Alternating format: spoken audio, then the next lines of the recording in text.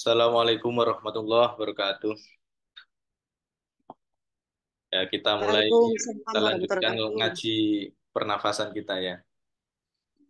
Di pertemuan kemarin kita sudah membahas tentang eh, nafas untuk atau nafas yang sesuai lah. Sesuai ini yang berdasarkan literatur yang kita baca, yang kita pelajari ya, tentang eh, penderita diabetes mellitus ya. Jadi silahkan pemirsa penonton yang mau menyimak bisa disimak di video-video kita sebelumnya ya. Nah, sekarang kita lanjutkan. Ini adalah nafas untuk mengimprove HRV atau menaikkan level HRV atau memperbaiki level HRV.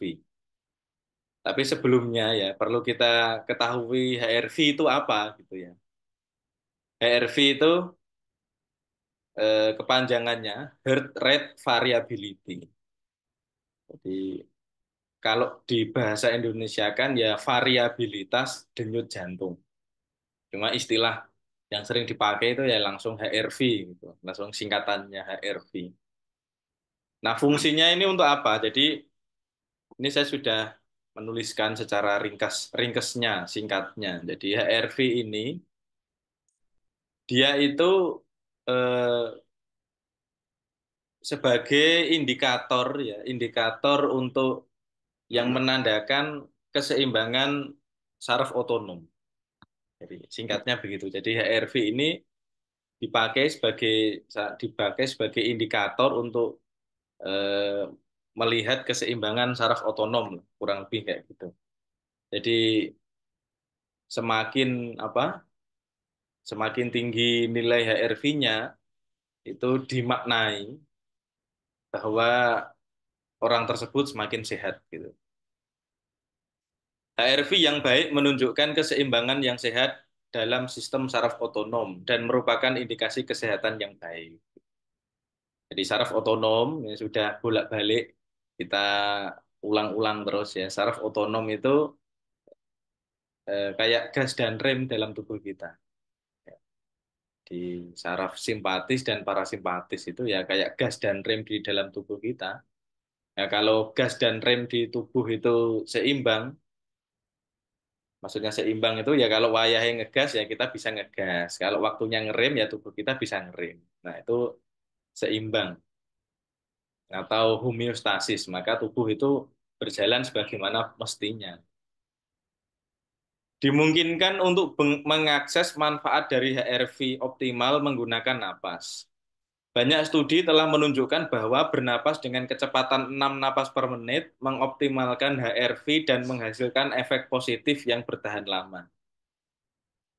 Jadi, salah satu cara untuk bisa meningkatkan level HRV itu ya dengan nafas. Jadi HRV itu sangat erat kaitannya dengan jantung. Namanya saja heart rate ya. Jadi ya apa lakone jantung. Nah, kita tidak mungkin secara sadar gini mengendalikan jantung, ya kan? Ya kan kita nggak bisa, misal denyut jantung kita cepat nih, kita suruh, ayo jantung kamu sekarang pelan, nah, kan nggak bisa. Atau coba gimana cara memelankan denyut jantung, kan nggak bisa ya.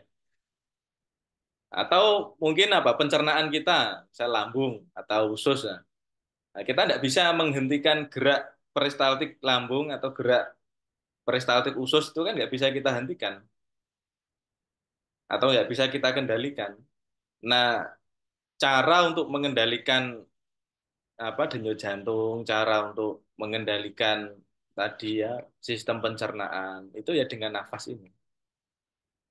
Jadi misal denyut jantung seseorang itu menunjukkan 100 BPM, 100 beat per menit. Jadi denyut jantungnya dalam 1 menit itu keadaan istirahat misalnya itu 100 kali atau 90 kali. Nah, padahal harusnya ketika istirahat ya denyut jantung itu kan dia lebih lebih lebih rendah harusnya. Itu 90 kali atau mendekati 100. Nah, terus bagaimana kita mengendalikan itu? Bagaimana kita menurunkan itu? Berarti kalau 95 misalnya itu kan cepat banget kan. Jeduk, jeduk, jeduk, jeduk, jeduk. Nah, bagaimana kita bisa mengendalikan itu? Ya dengan nafas, dengan mengendalikan nafas. Nah, dengan mengendalikan nafas, dengan mengatur nafas ini, kalau sering-sering latihan, nanti kan irama atau ritme jantung itu lebih lebih rileks ya. Sehingga itu mengakibatkan kenaikan nilai HRV ini apabila latihan nafas kita lakukan secara rutin. Nah, tentu dengan catatan ya, ini dilakukan secara rutin. Jadi kalau dilakukan sekali dua kali ya nggak efektif. Tapi ketika kita mengendalikan nafas, misal mau pas kita deg-degan, langsung kita kendalikan nafas kita atur nafas kita nafas pelan ya. Bagaimana yang telah kita jelaskan di video-video sebelumnya, nafas nafas apa ringan sedikit, kemudian dalam gitu, ya otomatis otomatis itu nanti denyutnya pasti menurun denyut jantungnya. Cuma kan hanya pada saat itu. Nah, tapi kalau kita sering-sering berlatih, nanti itu akan menjadi refleks, refleks di tubuh kita, jadi otomatis nafasnya itu eh, lebih ringan, lebih lambat, lebih dalam. Gitu. Nah, banyak studi menunjukkan bahwa bernapas dengan kecepatan 6 napas per menit itu mengoptimalkan HRV. Jadi 6 napas per menit itu berarti kita bernafas 55 dengan ritme 55. Jadi kalau kita nafas ritmenya 55, tarik nafas 5 detik, hembuskan nafas 5 detik, ya berarti kan satu sesi itu, ya, satu putaran nafas itu kan 10 detik. Ya, kalau 1 menit kan berarti 60 detik dibagi 10 detik. Berarti ada 6 napas per menit atau 6 beat napas per menit. Nah, itu dapat mengoptimalkan HRV dan menghasilkan efek positif yang bertahan lama. Sekali lagi kuncinya adalah konsisten. Di beberapa jurnal penelitian yang saya baca, latihannya ini paling minimal itu 3 menit. Nah, dulu-dulu itu saya baca itu 5 menit, banyak yang 5 menit gitu, 5 menit minimal 5 menit, ada yang 10 menit. Tapi baru kemarin itu ya, baru kemarin kemarin siang jam 2-an lah itu saya dapat salah satu jurnal, jurnal dari India kalau nggak salah itu. Dia apa namanya penelitian atau eksperimen terhadap 46 subjek. Nah, itu latihannya ini. Napas 55 selama 3 menit. Jadi treatmentnya itu 3 menit. Itu dilakukan secara secara apa namanya? Eksperimen selama 2 bulan. Di lumayan lama. Untuk maksudnya untuk mencapai apa? Mencapai neuroplastisitas supaya jadi nafas kita otomatis ya itu. Kayak di jurnal itu yang saya baca itu durasinya 2 bulan. Jadi sering latihan rutin 2 bulan. Saja ini kalau mau ya ini nggak berat ya, cuma butuh apa? Butuh niat yang kuat karena cuma 3 menit. Nah, selanjutnya ya, latihan nafas ini juga dapat meningkatkan kualitas tidur. Jadi tadi yang pertama itu untuk HRV ya. Nah, ini sudah pindah topik lagi. Selanjutnya, latihan nafas ini dapat meningkatkan kualitas tidur, insomnia, mengorok, mengorok atau mendengkur ya. Ini belum saya ganti, masih mengorok. Tadi tak kira mengorok itu bahasa Indonesia, ternyata nggak mendengkur ya. Mendengkur dan apnea tidur. Jadi kalau latihan bernapas bagi yang memiliki problem-problem ini, problem kualitas tidur itu apa contohnya sih? Jadi misal kita itu tidur, harusnya ketika kita tidur itu kan saatnya tubuh itu recovery ya. Recovery karena pada saat tidur itu ada suatu proses, misal proses penggantian sel-sel yang rusak itu tergantikan pada saat tidur. Terus ya proses-proses recovery itu terjadi pada saat tidur, proses-proses penyembuhan itu. Tapi kok malah bangun-bangun itu tubuhnya nggak nyaman, tubuhnya malah nggak enak, malah berat misalnya. Atau apa istilahnya aras-arasen. Jadi bangun tidur itu malah aras-arasen, males gitu, nggak fit, nggak seger. Nah itu kita bisa tingkatkan kualitas tidur kita dengan latihan napas. Kemudian insomnia, insomnia atau kesusahan tidur. Terus mendengkur, mendengkur dan apnea tidur atau tersedak dalam tidur itu bisa kita perbaiki lewat napas. Nah, kenapa problem-problem ini tadi muncul ya? Alasan yang paling mendasar, nah, mengapa problem-problem ini muncul adalah ini. Karena seseorang bernapas dengan mulut terbuka. Jadi ketika orang itu bernapas dengan mulut terbuka, baik pada saat terjaga maupun saat tidur, ya. Uang terjaga saja sudah terbuka. Terjaga itu maksudnya kita bangun gini. Nah, itu nafas kita dengan mulut terbuka misalnya. Wah, kalau tidur ya wis, hampir dipastikan mesti terbuka manu mulutnya sehingga nafasnya lewat mulut. Jadi ketika nafas terbuka dengan mulut terbuka, maka ini efeknya bisa mendengkur, insomnia, terus gampang terbangun dan susah tidur. Jadi kalau tidur itu misal tidur jam 8 nanti jam 1 atau jam 11 itu bangun dan nggak bisa tidur lagi misalnya. Nah, segera nanti latihan nafas. Sangat penting untuk memulihkan pernafasan hidung saat tidur. Jadi ketika tidur itu bernafaslah, tetaplah bernafas menggunakan hidung. Lah lalu gimana kan nggak bisa mengendalikan ya, mau tidur kita nggak sadar. Ya salah satu caranya, ya, cara saya sejauh ini yang saya ketahui kalau mau nafas tetap dengan mulut tertutup, dengan hidung ya dengan diplaster. Di sampean bisa beli yang namanya mikrofur di toko-toko kesehatan banyak. Mikrofur itu untuk plaster yang khusus untuk apa namanya? Untuk plaster mulut gini. Jadi biar biar nggak buka saat tidur. Atau ada yang bentuknya itu kayak dia bentuknya kayak mulut gitu. Jadi tinggal ditutup gitu juga ada. Ya, di toko online banyak, nanti silakan bisa dipraktekkan. Insya Allah itu cenderung aman. Karena bernapas melalui mulut yang terbuka mengaktifkan respon stres. Nah, jadi diketahui bahwa bernapas melalui mulut terbuka, nanti yang aktif itu respon stres. Nah, kita bisa bayangin ya, tidur, anggap saja tidurnya 8 jam. Nah, selama 8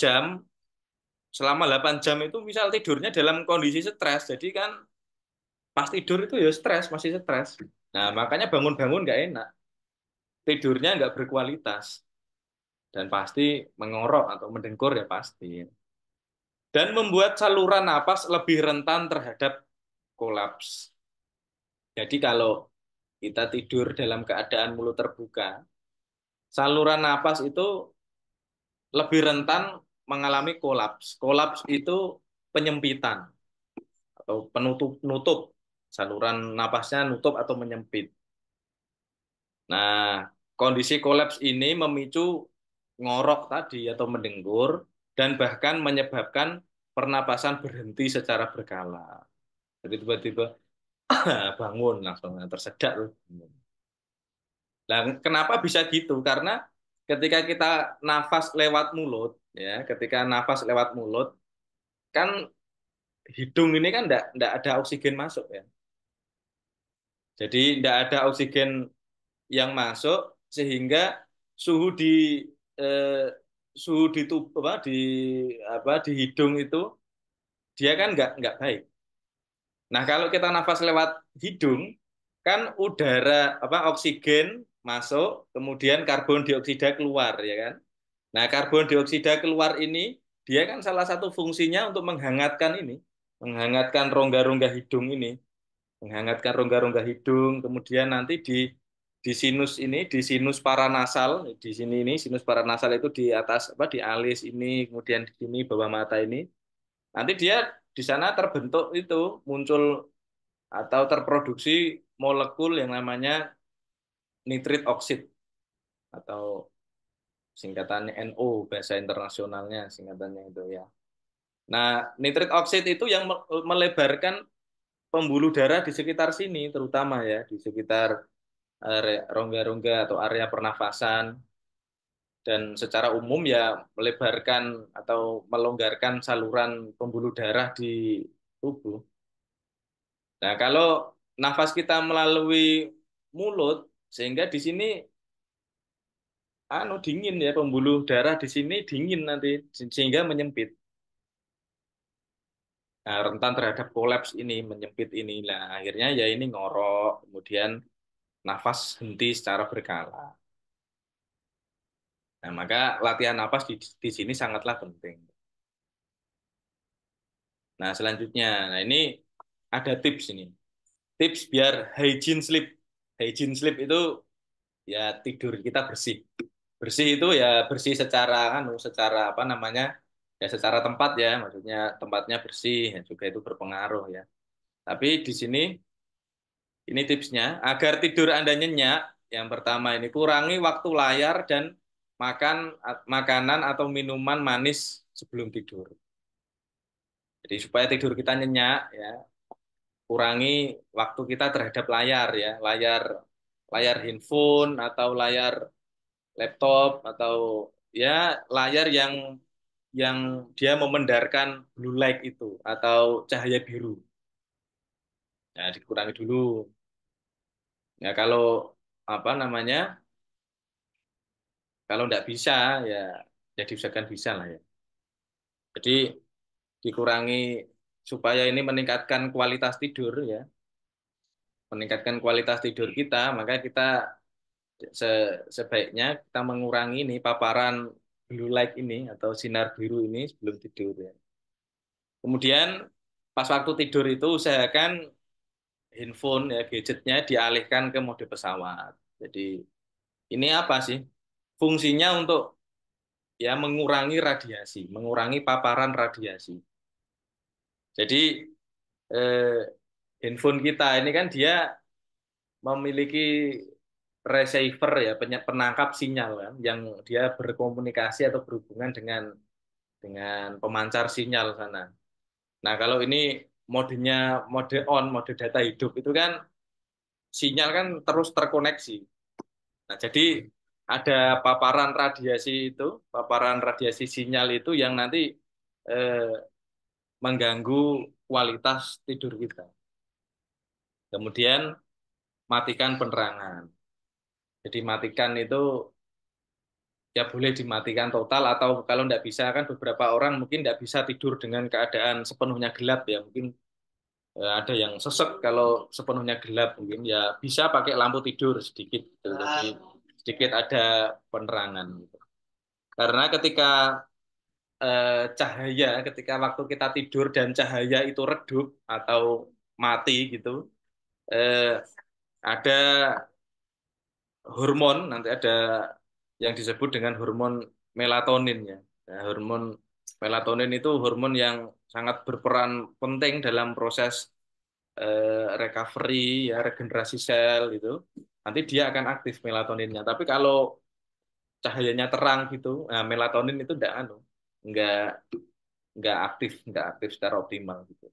Makanya sebenarnya itu kan sudah apa ya sudah alam semesta itu sudah sangat fitrah ya. Maksudnya fitrah itu ketika kita malam itu kan matahari kan mulai turun ya sehingga maghrib maghrib itu kan mulai redup dan apa dan nanti gelap ya.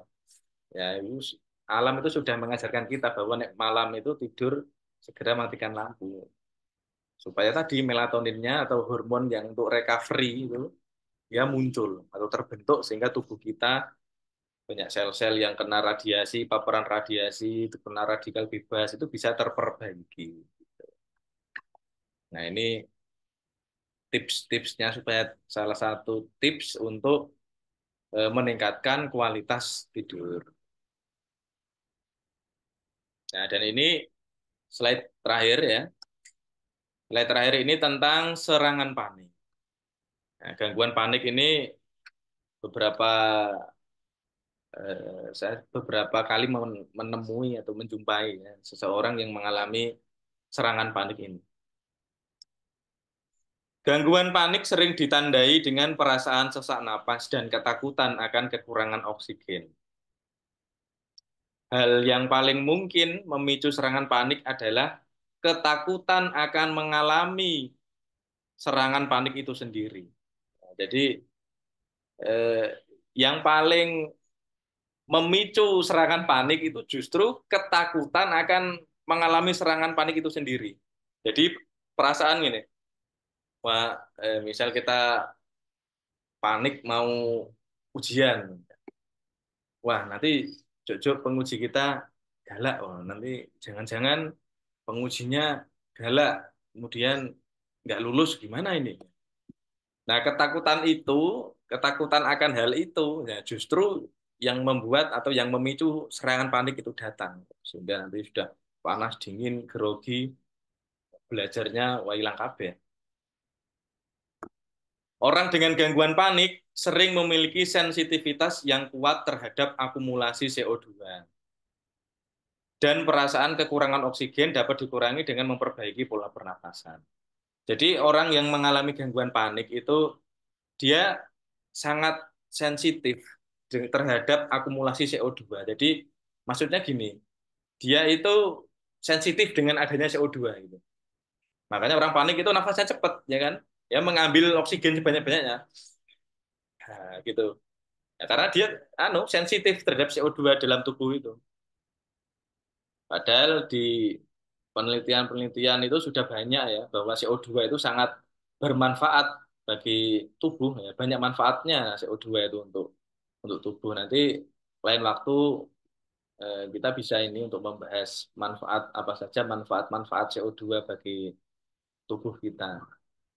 Selama ini kan yang kita anggap baik ya, itu kan oksigen. Ya, CO2 seringkali kita maknai sebagai buruk ya. Dia apa ya limbah pembuangan gitu.